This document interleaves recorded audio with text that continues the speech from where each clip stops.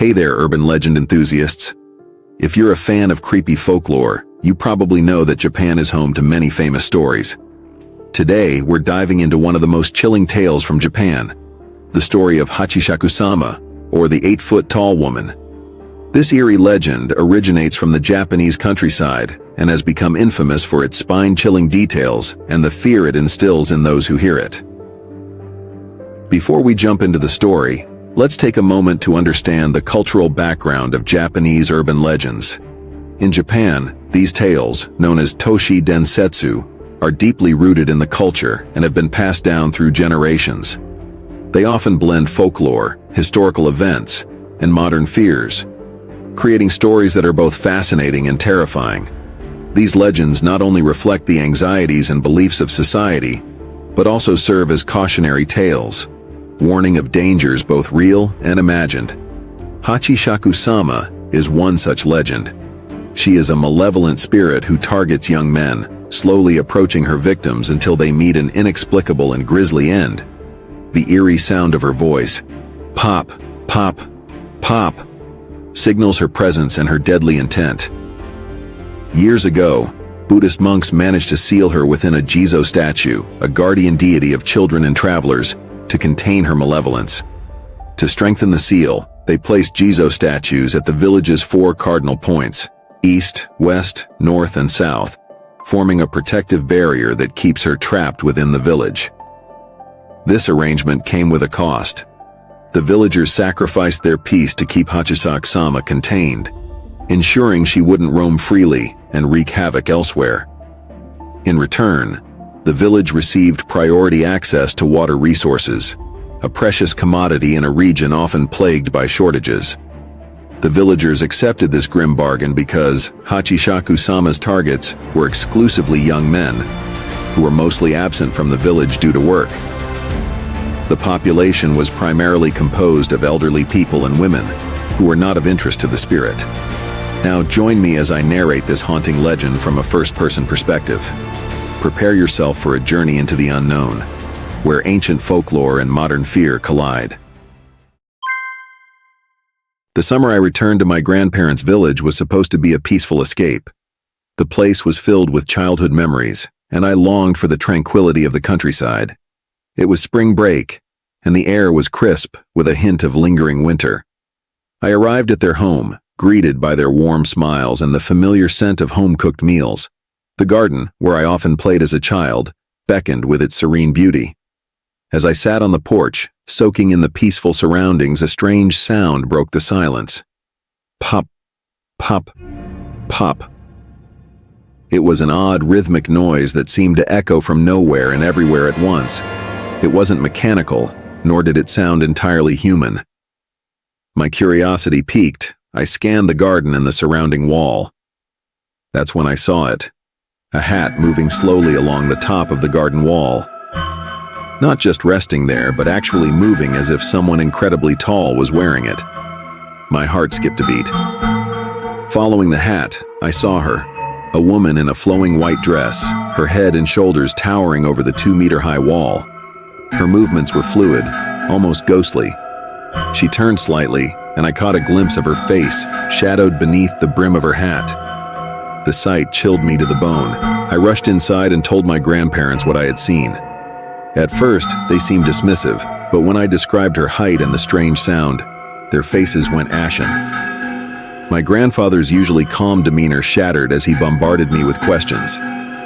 When I finished recounting my encounter, he grabbed the phone and spoke urgently to someone on the other end. My grandmother, visibly shaken, began to explain. The woman I saw was Hachishakusama, an ancient malevolent spirit known as the 8-foot-tall woman. She haunts the village, targeting the young and the vulnerable. Those who encounter her hear her eerie, echoing laugh. Pop, pop, pop. And within days, they meet a grisly end. This spirit had been sealed within the village by powerful protective charms, but her malevolence remained potent. Grandfather soon returned with Keisan, a local shaman known for her expertise in dealing with the supernatural. She handed me a small wooden amulet inscribed with ancient symbols. "This will protect you," she said, her voice grave. Together, they prepared a room for me upstairs. The windows were covered with newspaper and protective talismans, and salt was placed in the corners.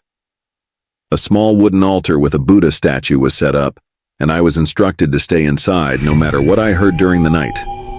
As darkness fell, the house seemed to come alive with unsettling sounds. Every creak and groan made me jump. Around midnight, a tapping on the window jolted me awake. My heart raced as I strained to hear, hoping it was just the wind. But then I heard my grandfather's voice outside the door, calling my name. Die. I remembered his stern warning not to respond, no matter what. The tapping grew louder, more insistent.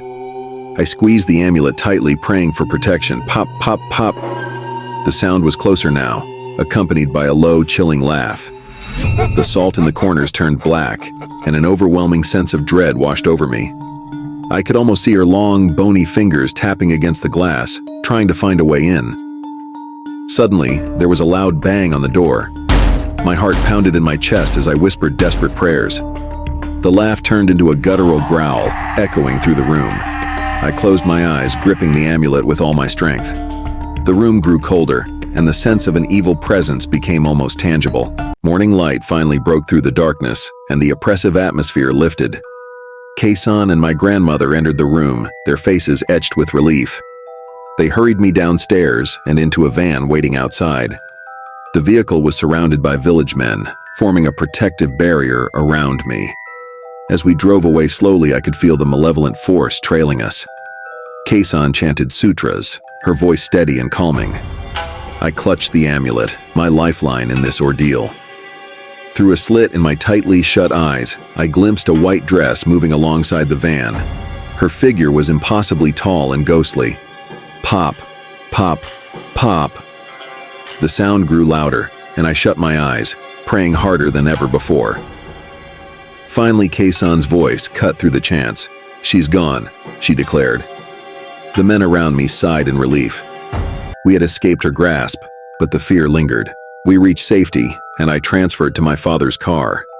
Kei-san inspected my amulet. It had turned completely black. She gave me a new one, urging me to keep it for protection.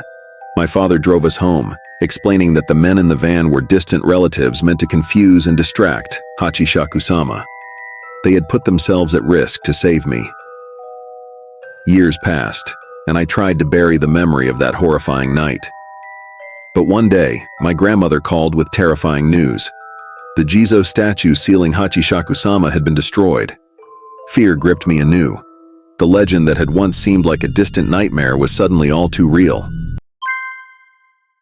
The legend of Hachishakusama has gained considerable fame on the internet, drawing many curious visitors to the village where it all began.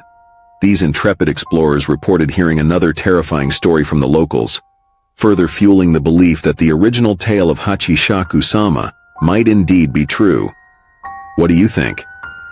Is there more to this legend than meets the eye? Share your thoughts in the comments below, and don't forget to like, subscribe, and hit the notification bell for more spine-chilling stories from around the world.